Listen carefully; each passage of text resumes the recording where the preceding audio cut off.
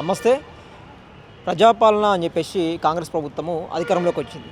కానీ అధికారంలోకి వచ్చిన తర్వాత విద్యకు కానీ, వైద్యం కానీ, డెవలప్మెంట్ పరంగా కానీ ప్రజాపాలనే ఉంటాయని చెప్పేసి చెప్పడం జరిగినది. దాదాపురంగా విద్యార్థుల జీవితాలతో కూడా ఆటలాడుతుందని చెప్పవచ్చు మనం. ఎందుకంటే ఒకవైపు స్కూల్ మూతపడతా ఉన్నాయి, ఒకవైపు కాలేజీలు కూడా మూతపడతా ఉన్నాయి, రిక్రూట్మెంట్ జరగట్లేదు, రీఎంబర్స్మెంట్ పెండింగ్లో పెడతా ఉన్నారు. ఇటు విద్యార్థులు మానసికంగా వేధిస్తూ, ఇటు తల్లిదండ్రులను కూడా ఇబ్బంది పెట్టే పరిస్థితి ఏర్పడింది. ఇదే అంశం మీద మాట్లాడదాము. మనతో పాటు మాట్లాడడానికి విద్యార్థి జేఏసీ నాయకుడు స్వామి గౌడ్ ఉన్నారు. నమస్తే అన్న. నమస్తే అన్న. ఏం చెప్తారంటే ఒకవైపు ఏమో గాంధీ స్టాచ్యూ పెడతామని 5,000 కోట్లతోని విగ్రహం పెడతామని చెప్పి, అంటే ఇక్కడ రీఎంబర్స్మెంట్కి వచ్చేసరికి విద్యా బడ్జెట్కి వచ్చేసరికి 10,000 కోట్లు కూడా ఖర్చు అయిన పరిస్థితి. ఏం చెప్తారు? ముఖ్యంగా విద్యార్థులు ఇబ్బంది పడతా ఉన్నట్టు తల్లిదండ్రులు, మధ్యతరగతి తల్లిదండ్రులు కూడా ఇబ్బంది పడే పరిస్థితి. 2025-26 బడ్జెట్, రాష్ట్ర బడ్జెట్ 3,03,000 కోట్ల బడ్జెట్, రాష్ట్ర పద్దు ఇది.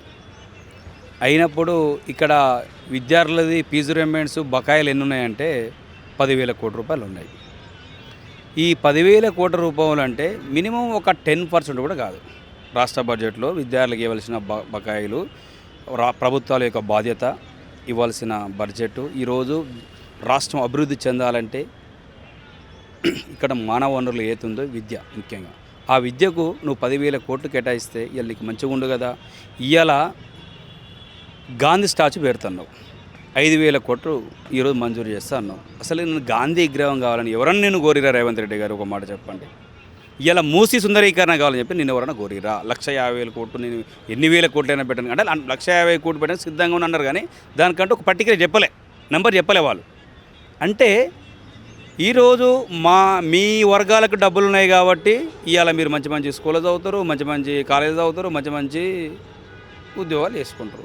ఈ ఎస్సీ, ఎస్టీ, బీసీ, మైనార్టీ విద్యార్థులు మీకు ఓటేసి పాపం చేసిర్రా అని అడుగుతున్నా. అంటే విద్యార్థులు ఇలా ఉన్నత చదువులు చదువుకొని ఉద్యోగాలు వస్తే సర్టిఫికెట్స్ పోతే కాలేజీ వాళ్ళు రక్తాన్ని పీడించి ఇవాళ నగల్ని, బంగారానితో పాటు ఇవాళ భూముల్ని తాకట్టు పెట్టి ఇవాళ డబ్బులు తెచ్చుకొని ఇవాళ వాళ్ళు సర్టిఫికెట్ తీసుకుంటుర్రు. ఈ అంశాలు నీకు తెలుస్తలేవా రేవంత్ రెడ్డి గారు? మీరే స్వయాన విద్యాశాఖ మంత్రిగా ఉన్నారు కదా. ఈరోజు గురుకుల పాఠశాలలో నాణ్యమైన భోజనం లేక ఇవాళ ఎంతోమంది విద్యార్థులు ఇవాళ దోమ కాటుకు, పాము కాటుకు ఈరోజు అపరిశుభ్రతంగా ఉండడం వల్ల ఎంతోమంది చనిపోతారు. దాదాపు 200 మంది చనిపోయారు. ఈరోజు యూనివర్సిటీలలో నాణ్యత లేని ఫుడ్ పెట్టడం వల్ల విద్యార్థులకు విచ్చలవిడి మెస్ బిల్లులు వేస్తూ ఇవాళ యూనివర్సిటీ బకాయిలు అట్నే ఉన్నాయి. యూనివర్సిటీ విద్యార్థులకు బకాయిలు కేటాయిస్తలేవు. ఇంకో అంశము, ఇవాళ సంక్షేమ హాస్టల్లో పోతే విపరీతమైన దోమలు, అద్దె రెంటు కట్టలేని పరిస్థితులు, ఇలా కరెంటు బిల్లుని కట్టలేని పరిస్థితులు. ఇవాళ విద్యాశాఖ మంత్రిగా మీరు ఏం చేస్తున్నారు ముఖ్యమంత్రి గారు? పాలన అంటే ఓన్లీ ప్రసంగాలేనా? మైక్ దొరికితే ఇష్టం వచ్చిన మాట్లాడేనా? ఏంటంటే గత ప్రభుత్వం. అరే గత ప్రభుత్వం గురించి ఎందుకు మాట్లాడుతావు? కేసీఆర్ పాలన బాగాలేదనే కదా కాంగ్రెస్ పార్టీని ఎంచుకున్నది ప్రజలు. ఇంకా పాత ప్రభుత్వం ఎందుకు చేస్తావు? నువ్వు రాష్ట్ర ముఖ్యమంత్రి అనే విషయం నీకు సోయి ఉన్నదా?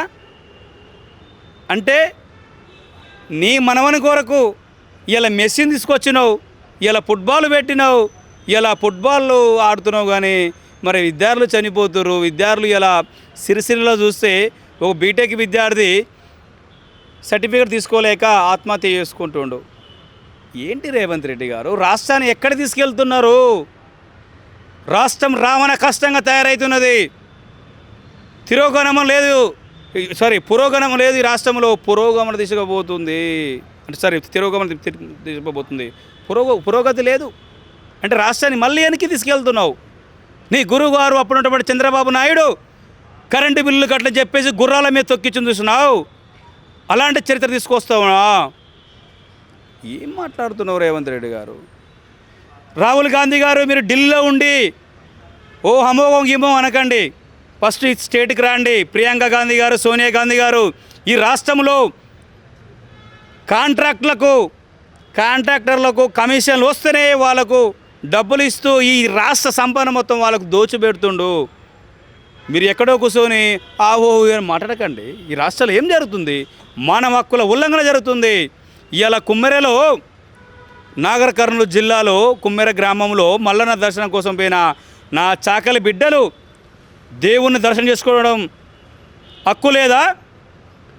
ఓ 2 నెలల పసికందు పాపని కనికరం లేకుండా చంపిన వాడు తుకారం రెడ్డి సర్పంచి, శ్రీనివాసరెడ్డి, మధుకర్ రెడ్డి, సతీష్ రెడ్డి, ఇంకా రెడ్లే ఉన్నారు. ఈ మీ సొంత కులస్తులపై నీ చర్య ఏది రేవంత్ రెడ్డి అంటున్నా? ఎక్కడ పోయినావు నువ్వు? అసలు ఉన్నావా లేకపోతే ఎక్కడన్నా పోయావా? హోమ్ మినిస్టర్ నువ్వే కదా, విద్యాశాఖ మంత్రి నువ్వే. ఊళ్ళో జరిగింది ఏంటి? క్రైమ్ కదండి. చిన్న పాప చనిపోయింది. హోం మంత్రిగా బాధ్యత ఎవరిదండి? రేవంత్ రెడ్డి కదా. విద్యాశాఖ మంత్రిగా ఈయనే. మరి రేవంత్ రెడ్డి విద్యార్థులు నాకు తెలియదండి. పెద్దగా ఏం గొప్ప చదువుకున్నా ఆయన తెలియదు. మరి హోం మంత్రి వేరే వాళ్ళకి ఇవ్వండి, విద్యాశాఖ వేరే వాళ్ళకి ఇవ్వండి, ముఖ్యమంత్రి మీరు కొనసాగండి. ప్రజలు మీకు 5 ఏళ్ళు అధికారం ఇచ్చారు. ఓ 2.5 సంవత్సరాలు అయిపోయింది. ఇంకా 2 సంవత్సరాలు టైం బాండింగ్ ఉంది. మీకు ప్రజలు చాలా తెలివి కల వాళ్ళు. ఈ అసెంబ్లీ సమావేశాలలో ఏదైతే మార్చి 16 నుంచి మార్చి 30 లోపు ఈ అసెంబ్లీ సమావేశాల లోపు ఈ 10,000 కోట్ల మంది ఏదైతే ఫీజు రియంబర్స్మెంట్ స్కాలర్షిప్లు రిలీజ్ చేసి గురుకుల పాఠశాల విద్యార్థులకు మంచిగా నాణ్యమైన భోజనాలు పెట్టి వాళ్ళకి సొంత భవనాలు కల్పించి, ఇది సంక్షేమాస్తులకు కూడా సొంత భవనాలు నాణ్యమైన భోజనం పెట్టి యూనివర్సిటీ విద్యార్థులకు మెస్ ఛార్జీలు తగ్గించి పెళ్లి షోపులు ఇస్తే మేము రేవంత్ రెడ్డి గారిని మేమేమనం. లేని ఎడలో అసెంబ్లీని ముట్టడి పెడతాం. బీసీ విద్యార్థి జేఏసీ నుంచి అదేవిధంగా అన్ని విద్యార్థి సంఘాలను కలుపుకొని. ఎందుకు అండి అనవసరంగా మీరు పరిపాలన మీకు తెలియకపోతే విద్యార్థి సంఘాలుగా మేము వస్తాం, ఓయి విద్యార్థులుగా మేము వస్తాం, మీకు కావాల్సిన అడ్వైస్ మేము ఇస్తాం, సలహాలు సందేహాలు తీసుకోండి. ఈ బ్రోకర్లని లంగలని సలహాలు తీసుకొని ఎందుకు ఈ రాష్ట్రాన్ని ఇటువైపు ప్రయాణింపజేస్తారు రేవంత్ రెడ్డి గారు? మేము ఒకటే మాట చెప్తున్నాం. మీకు ఈ అసెంబ్లీ సమావేశాల లోపు విద్యార్థుల బకాయిలు, అదేవిధంగా కుమ్మెర జాతరలో జరిగినటువంటి ఎవరైతే నిందితులందరినీ అరెస్ట్ చేసి మర్డర్ కేసు పెట్టి చేస్తే మాకు ఎలాంటి ఇబ్బంది లేదు. రేవంత్ రెడ్డి గారిని మేము ఏమనం. లేని ఎడలో రాష్ట్రంలో జరిగే పరిణామాలకు రాష్ట్ర ప్రభుత్వంలో ఉన్నటువంటి హోంమంత్రిగా, ముఖ్యమంత్రిగా, విద్యాశాఖ మంత్రిగా రేవంత్ రెడ్డి గారు బాధ్యత వహించవలసి చెప్పేసి ఈ రాష్ట్ర ప్రభుత్వాన్ని హెచ్చరిస్తున్నాం.